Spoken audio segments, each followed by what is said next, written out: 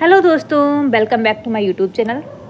अभी तक मैंने पॉलिटी की कुछ सेक्शन का जो वीडियो अपलोड कर दिया है। आज मैं आपको 1.3 जो है उसको लेकर के आई हूँ, सेंट्रल ब्यूरो ऑफ इन्वेस्टिगेशन। मतलब इसका जो फुल मतलब शॉर्ट फॉर्म में अगर बात करें तो सीबीआई के बारे में आज हमको बात करनी है।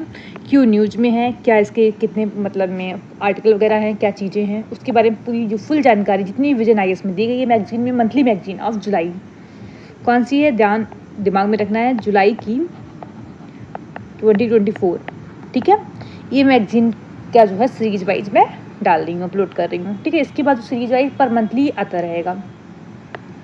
तो विदाउट देरी करते हुए हम लोग स्टार्ट करते हैं अपना वीडियो स्टार्ट। ठीक है, चलिए थोड़ा स्पीड से पढ़ेंगे तो इससे स्पीड से चीज़ें खत्म हो जाए।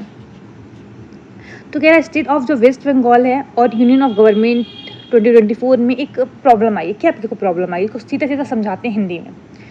State government of West Bengal ने एक कंप्लेंट फाइल की है सुप्रीम कोर्ट कि भैया जो सीबीआई मतलब में अगर बात करें हम लोग, सीबीआई की जो इन्वेस्टिगेशन है, ठीक है,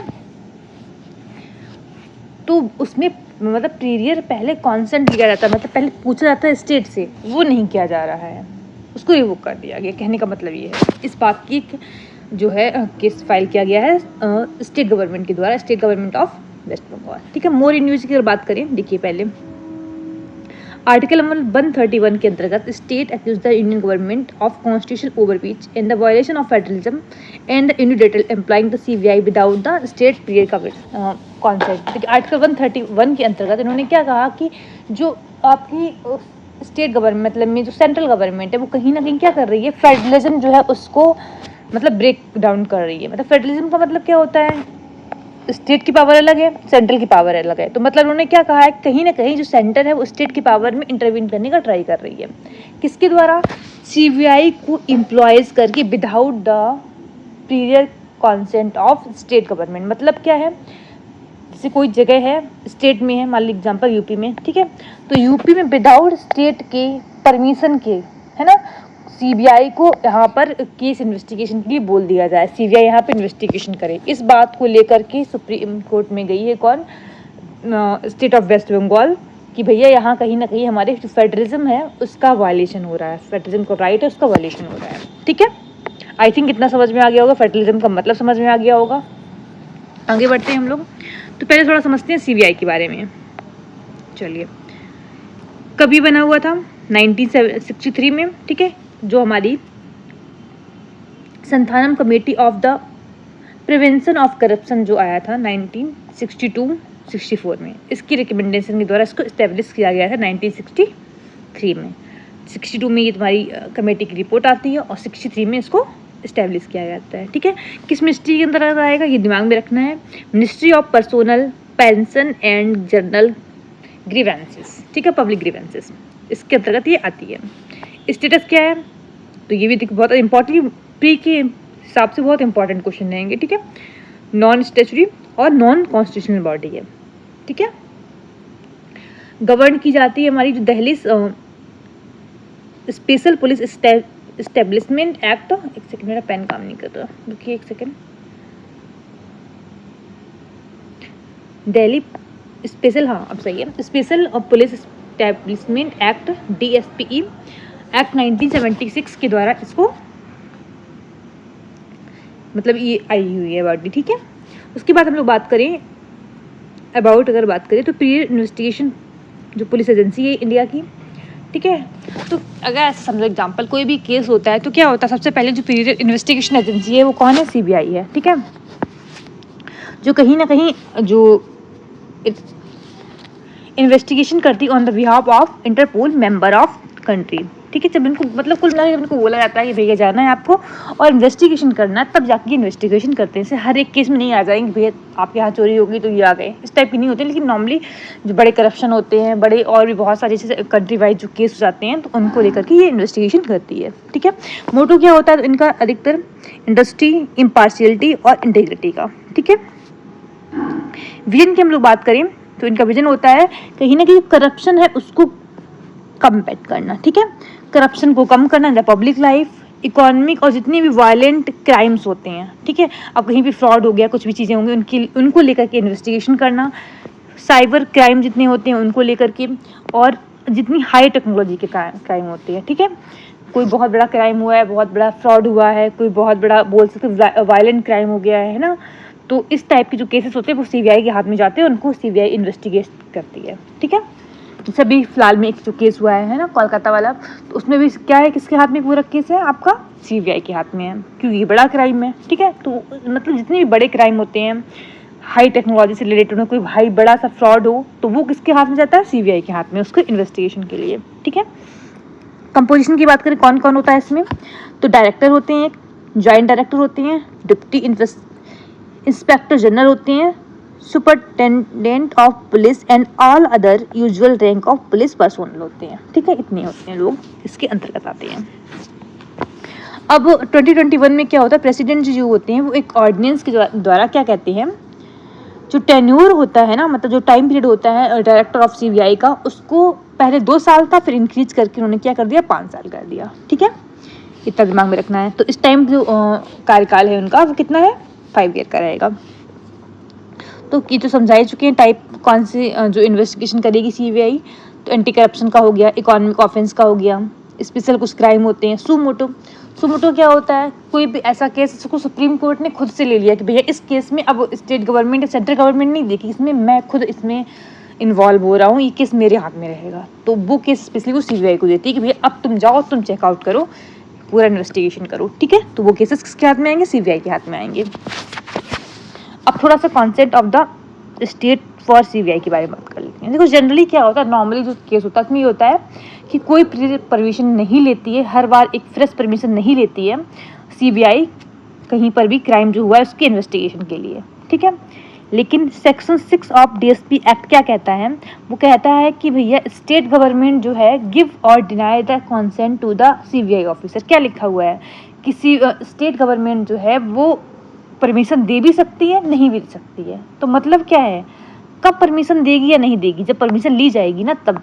तो कहने का मतलब है कि जो आपका डीएसपी एक्ट कहता है, क्या कहता है कि भाई परमिशन लेनी है स्टेट गवर्नमेंट के द्वारा, जब भी सीबीआई किसी भी स्टेट के क्राइम में इन्वॉल्व होगी, इसके बारे में इन्वेस्टिगेशन करेगी, तो पहले उसको परमिशन लेनी पड़ेगी, किससे, स्टेट गवर्नमेंट से, ठीक है।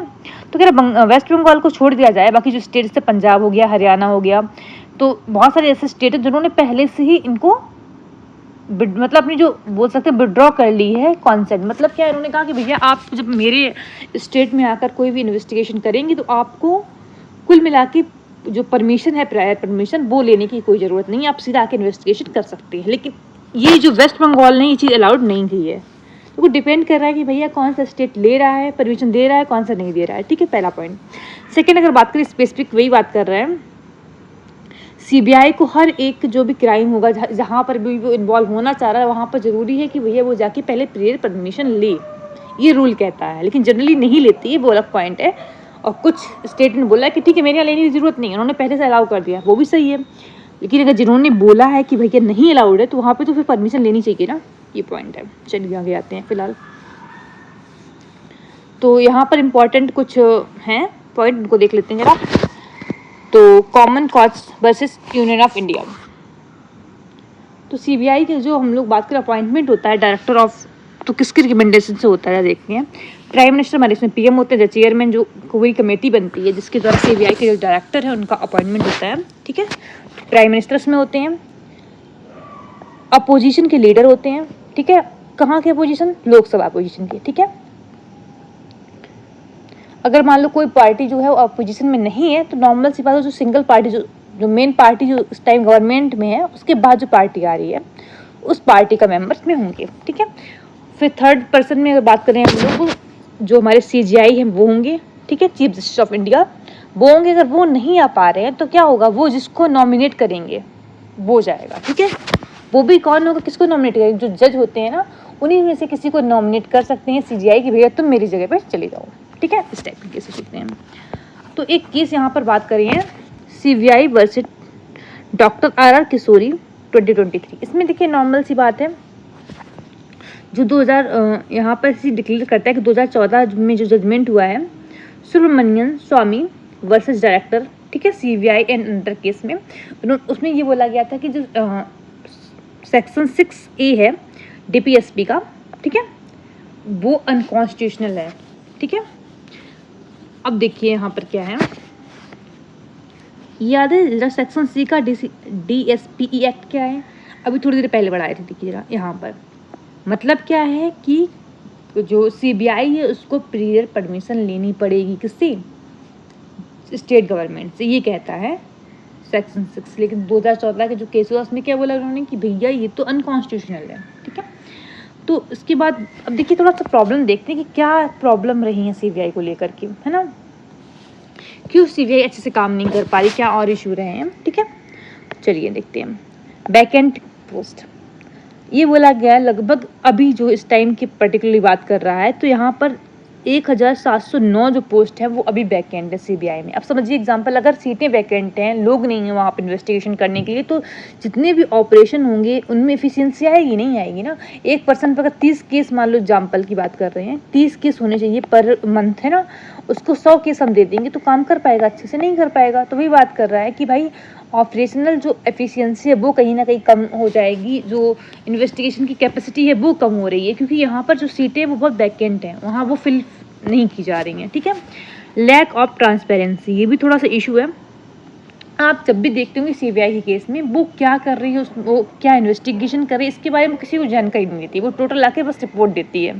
ठीक है, तो वही कह रहा है कि नॉट, जो भी आउटकम है सीधा फाइनल आउटकम मिलता है, लेकिन क्या प्रोसेस है ना, वो कहीं पब्लिक डोमेन में प्रेजेंट नहीं किया जाता है, कहने का मतलब ये है। ठीक है, जो रिजल्ट आया वो किस बेसिस पे दिया गया, मतलब कुछ भी यहाँ पर कुछ ट्रांसपेरेंसी नहीं रहती कि किस तरीके से काम किया गया, क्या हमने एविडेंस के लेकर के मैंने ये रिपोर्ट तैयार की, ऐसा कुछ भी नहीं रहता है। ठीक है, उसके बाद हम लोग बात करें विड्रॉल ऑफ कॉन्सेंट। ठीक है, अब ये कह रहा है कि देखिए हमने क्या किया, DSP एक्ट के सेक्शन 6 क्या कहता है कि कॉन्सेंट जरूरी है। ठीक है, हर एक इन्वेस्टिगेशन से पहले जो परमिशन है वो लेनी जरूरी है, लेकिन कुछ स्टेट, हमने क्या पढ़ा, 9 स्टेट्स ऐसे भी हैं जिन्होंने अपना जो जनरल कॉन्सेंट है उसको विड्रॉ कर लिया है। अब समझिए एग्जाम्पल, जो 9 स्टेट उन्होंने अपना पूरा जो परमिशन उसको हटा दिया है, तो कहीं ना कहीं क्या होगा, बहुत ज़्यादा केस का वर्डन किस पे पड़ जाएगा, CBI पे पड़ जाएगा, है ना। तो ये भी थोड़ा सा इशू आ रहा है। फिर लॉस ऑफ क्रेडिबिलिटी, इसमें अगर हम लोग बात करें, बहुत बार जो CBI है उसको कहीं ना कहीं मिसमैनेजमेंट के लिए क्रिटिसाइज किया जाता है, उसको बोला जाता है कि भैया कहीं ना कहीं वो पॉलिटिक्स पे, अब जैसे मान लीजिए एग्जांपल मैंने क्या बताया ऊपर कि यहाँ पर जो ट्रांसपेरेंसी की बहुत कमी है, लैक ऑफ ट्रांसपेरेंसी है, तो कभी कभी ये जो लोग होते हैं CBI के, वो कहीं ना कहीं इन्फ्लुएंस हो जाते हैं बाय द पॉलिटिक्स भी। ठीक है, तो एग्जाम्पल की बात करें हम लोग, द फोर्स स्कैंडल केस हो गया, हवाला स्कैंडल्स केस हो गया, तो उसमें कुछ ये चीज़ें देखने को मिली हैं। ठीक है, उसके बाद हम लोग बात करें एडमिनिस्ट्रेटिव हर्डल, इसमें क्या है, तो कह रहा है अगर CBI जो है उसको किसी सेंट्रल गवर्नमेंट की, थोड़ा सा दिमाग में रखना है, CBI को किसी सेंट्रल गवर्नमेंट के एम्प्लॉयज़ के ऊपर इन्वेस्टिगेशन चलाना है तो उसको पहले परमिशन लेनी पड़ेगी सेंट्रल गवर्नमेंट से। अब नॉर्मल सी बात है, कहीं ना कहीं जो CBI है उसकी कैपेसिटी को कम कर रहा है, करप्शन को बढ़ावा दे रहा है, कि मतलब ये है, समझिए एग्जांपल, कोई हायर लेवल का, है ना, IAS ऑफिसर या समथिंग कोई पर्सन है जिसने फ्रॉड किया है, तो भाई पहले हम जाके परमिशन लेंगे सेंट्रल गवर्नमेंट से कि भाई इसके जो है उसके ऊपर हमको कार्रवाई करनी है और हमको क्या परमिशन दीजिए, उसके बाद फिर काम स्टार्ट होगा। ठीक है, तो कहीं ना कहीं डिले भी होगा, चीज़ों में हो सकता है कि पॉलिटिक्स भी खेली जाए, है ना, तो ये सब चीज़ें इशू करती हैं। उसके बाद हम लोग बात करें फंडिंग इशू। फंडिंग इशू में ये है तुम्हारा, अब जब फंड नहीं आएगा तो ट्रेनिंग कैसे कराएंगे, कैसे सामान लेकर के आएंगे, जो स्पोर्ट स्ट्रक्चर होता है, बहुत सारा खर्चा होता है ना, वो कैसे कंप्लीट होगा, है ना। तो ये भी कहीं ना कहीं उसकी इफेक्टिवनेस जो होती है CBI की, उस पर इम्पैक्ट डालेगा। फिर lack of account autonomy, sorry, ठीक है, तो इसमें हम लोग बात करें, एक चीज़ हम लोग देख ही रहे हैं, अभी हमने ऊपर क्या देखा कि यहाँ पर देखा था कि जो हम लोग सेंट्रल गवर्नमेंट की किसी एम्प्लॉयज़ के खिलाफ इन्वेस्टिगेशन करना चाहेंगे तो क्या कहाँ जाएंगे, पहले इन्वेस्टिगेशन करने से पहले हम लोग कहाँ पहुँच जाएंगे,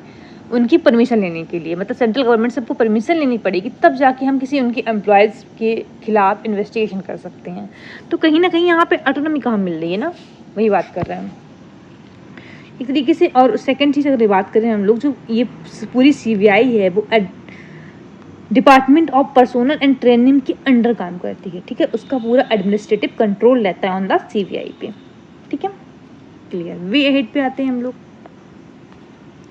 ठीक है, recommendation of parliamentary standing committee on personnel public grievances and law and justice.